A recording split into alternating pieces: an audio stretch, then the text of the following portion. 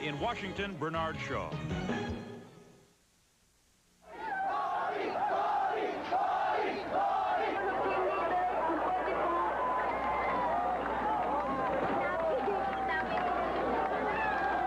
Thousands of Filipinos stormed the presidential palace in Manila today shortly after it was vacated by Ferdinand Marcos.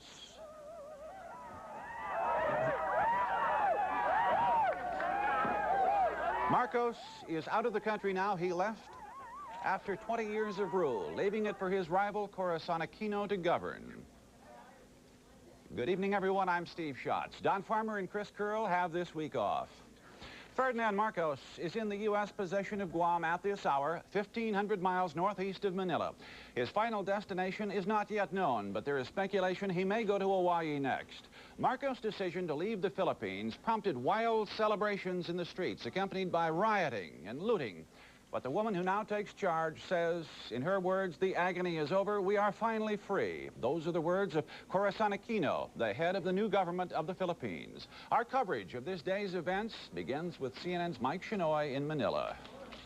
Less than 12 hours after he was inaugurated, Ferdinand Marcos gave up the leadership of the nation he had ruled for 20 years. The revolt of the soldiers had succeeded. The people who backed them danced in the streets with joy.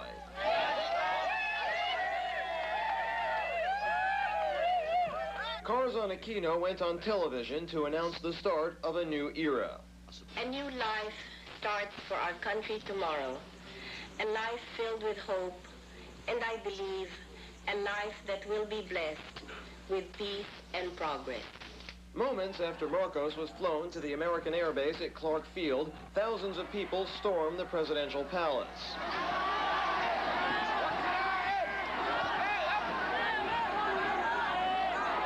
It was an explosion of popular feeling, an outburst of 20 years of accumulated anger and frustration over Marcos's authoritarian and corrupt regime. Soldiers of the new government were eventually forced to intervene to restore order. The president's sudden departure climaxed a day of high drama and of bloodshed here. It began with Corazon Aquino being proclaimed president of a provisional government. An hour later came Marcos's own inaugural ceremony, held in private and cut off in the midst of a live TV broadcast by Aquino sympathizers. As both events were taking place, loyalist and rebel troops fought in the streets. For nearly 8 hours, dissident forces tried to dislodge pro-government soldiers from a TV transmission tower. They succeeded only with the help of a rebel helicopter gunship. 3 loyalist soldiers were killed. Their bodies later lowered from the tower. Several civilians died as well in this and other incidents.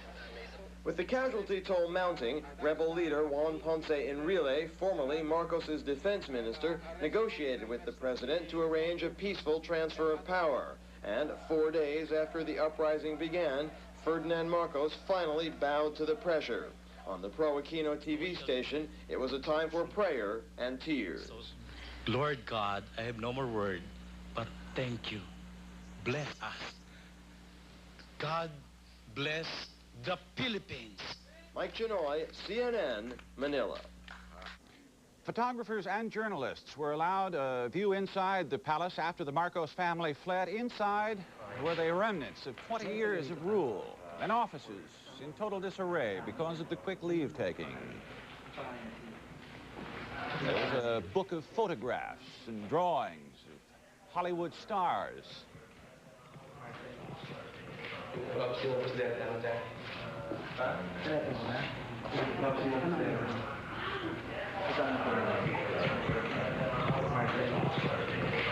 A walk-in closet crammed with Ms. Marcos' clothing, designer dresses, and a cache of imported toiletries.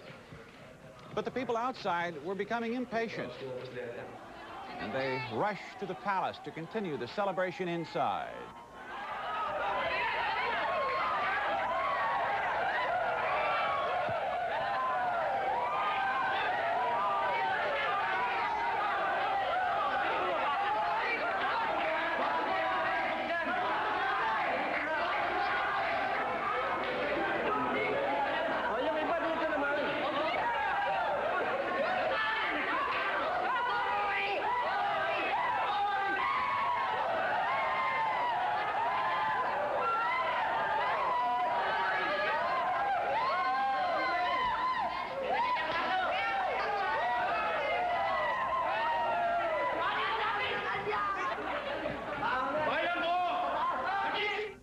One other note from the Philippines. When Filipinos ransacked the presidential palace, they found a dialysis machine inside Marcos' specially built medical clinic.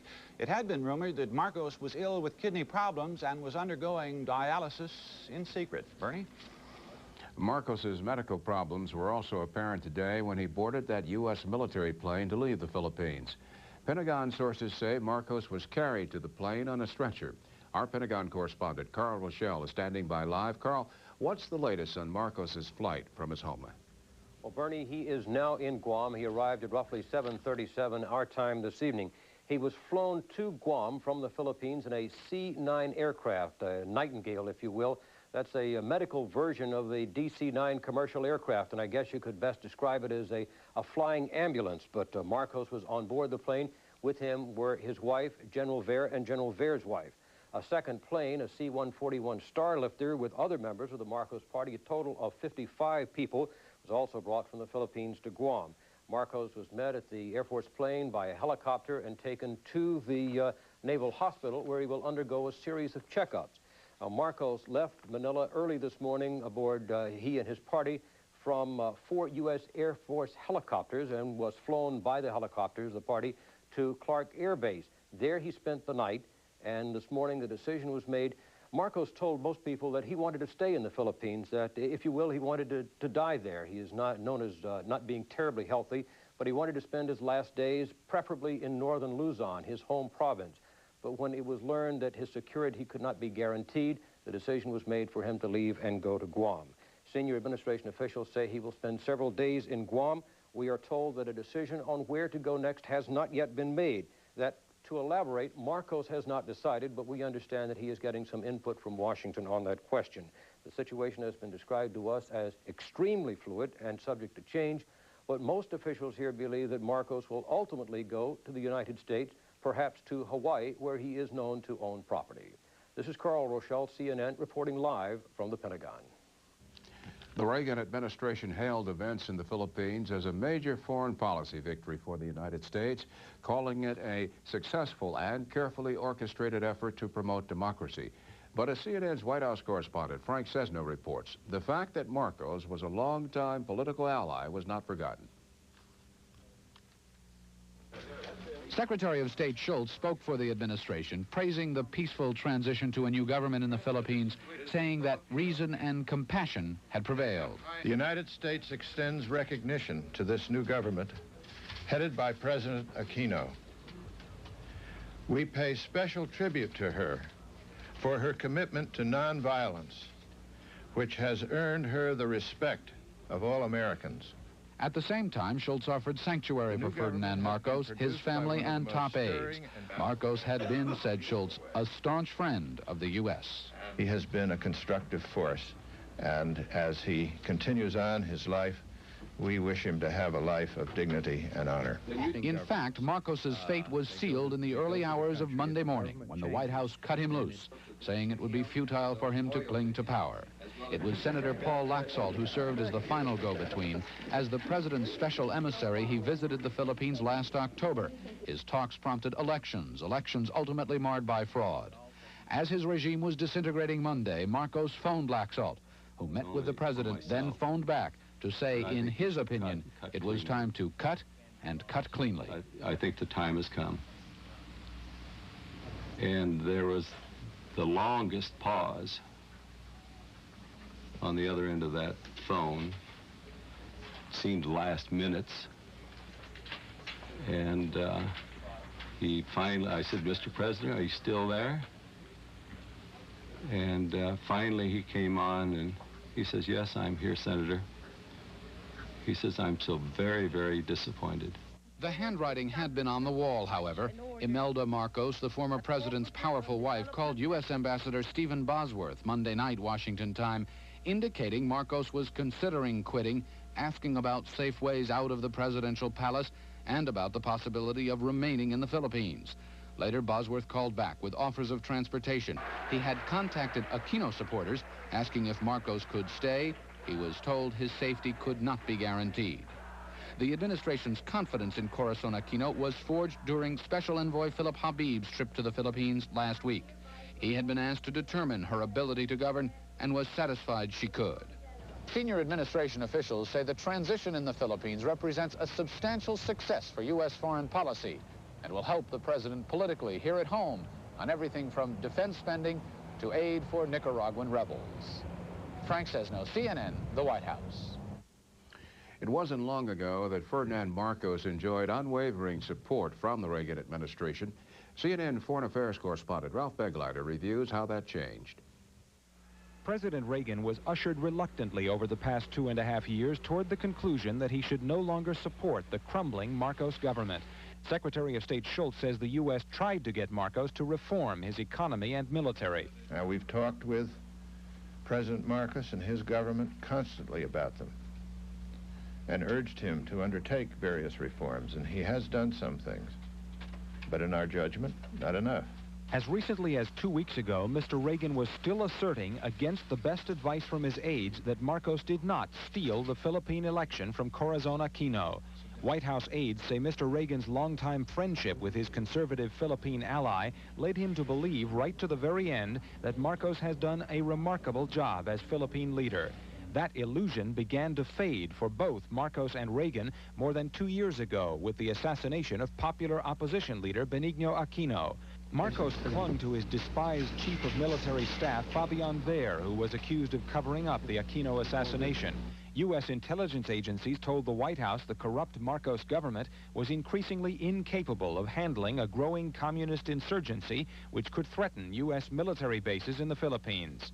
President Reagan, forced like Marcos to accept the inevitable, now turns its attention to the new Philippine government. White House envoy Philip Habib is already en route to Manila with promises of American military and economic aid, hoping to distract the Philippine army from thoughts of vengeance and turn its attention back to the communists. Our country has an obligation to help revive and restore the Philippine military, which has quite obviously been distracted from the task of dealing with the insurgency for an extended period of time. And we'll do whatever we can to facilitate this in the course of our dialogue with the Aquino government. American officials believe Aquino will negotiate hard when U.S. base rights expire in 1991, but they are not afraid she will throw the U.S. out. In 1 month, the U.S. has now played a role in removing 2 dictators from power in Haiti and the Philippines. Both were allies of the U.S., both were political friends of the Reagan administration. In both countries, the anger of the people ran ahead of White House hopes to preserve the status quo. Ralph Begleiter, CNN at the State Department. Some Filipinos in this country are calling on President Aquino to release all political prisoners and to make good on her promises of improved human rights. But for the time being, at least, those political concerns are taking a back seat to the celebration that's going on in several cities in the United States. Filipinos here are celebrating their new government back home. CNN's Greg Lefebvre reports now from San Francisco.